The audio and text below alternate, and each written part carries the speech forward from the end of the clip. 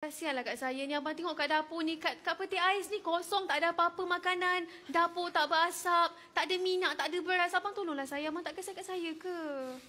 Kalau rasa peti ais tu kosong, letaklah handbag dalam tu. Abang tahu tak, sebelum kita kahwin, abang sweet sangat. Tiap-tiap hari bagi pick up line.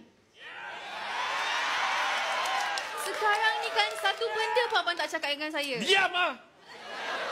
Alah, pick up line. Ikut sangatlah sekarang punya style. Pick up line, sikit-sikit pick up line. Nangis. Kemas baju semua. Besok saya hantar awak pergi jumpa mak awak, senang. Kenapa? Nak cakap terima kasih sebab lahirkan orang penyabar macam awak untuk saya. Power bank saya awak nampak? Power bank tak nampak. Kenapa? Awak perasan tak kat power bank tu ada tulisan kecil je kat power bank tu? Tak perasan. Macam itulah saya, awak tak perasan. Tapi saya ada time awak lemah. Baru saya nak marah tak jadi. Macam ni lah, macam dulu-dulu sebelum kahwin.